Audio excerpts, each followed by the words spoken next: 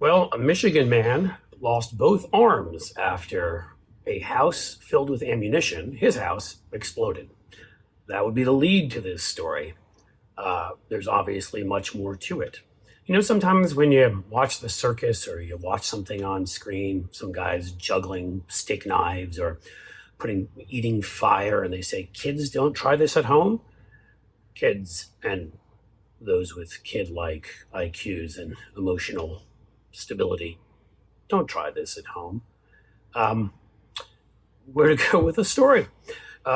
Yes, a Michigan man in a house filled with ammunition was building a bomb, it turned out. And it turns out building bombs in houses filled with ammunition is not a good idea. It's the kinds of things that lots of crazy right-wing lunatics out there attempt, sadly, whether it's bombs or loading up their arsenals of guns. As we know, 3% of this country, I think it's 3%, I could be getting that wrong, but it's a very small percentage, has something like 70% of the guns. That should tell you what you need to know about these people stockpiling weapons and ammunition and living in this alternative universe of Hillary-run slave rings and pizza basements that don't exist. So the victim was in his 30s. It happened on June 11th. It was 2 days ago at 3:10 p.m. Kaboom. House caught on fire. Thankfully, no one else was harmed. They could have been. That's the danger to all of us. Again, we talk about with guns and the easy access to weaponry is that it's a threat to all of us when stupid people do stupid effing things. This guy was already under investigation, so it seems that he was on the radar of, I think, either local authorities or the FBI. He had, in the past, illegally manufactured explosives. His long criminal history included that, illegal weapons operation being run from the property. My guess is he was a gun runner. We'll get to how some new gun control bills or legislation may actually help with some of this, believe it or not. After the police executed a search warrant, they found small explosive devices, a dozen guns, rifles, handguns, loaded automatic rifle-style magazines.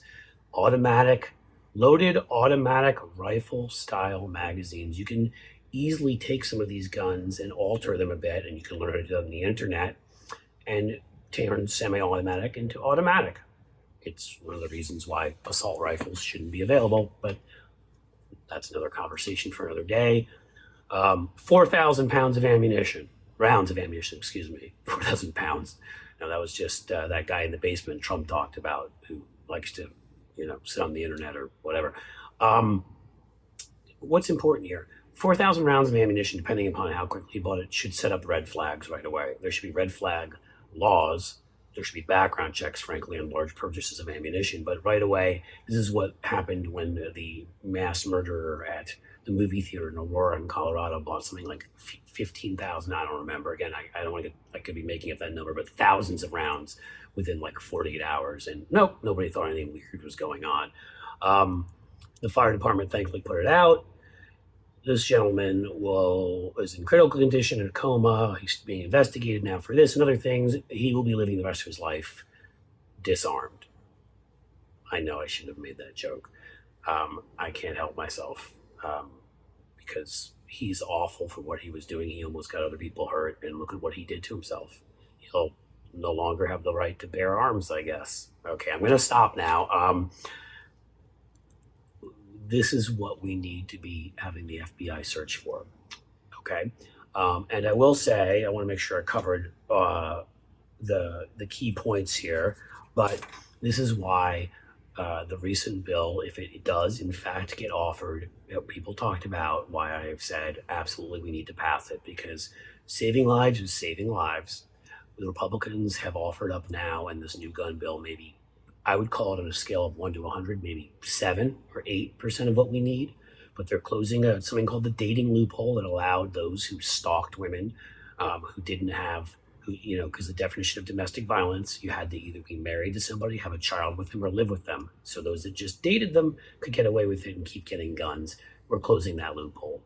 We're going to do more scrutiny of 18 to 21-year-olds so they can't just sort of, oh, we didn't find anything on them for 2 days. They're going to have to wait longer. We're going to do full checks. There's other methods, other things in there. You save one life. If that's your mom's life, you care. You save 1,000 lives, it's even better.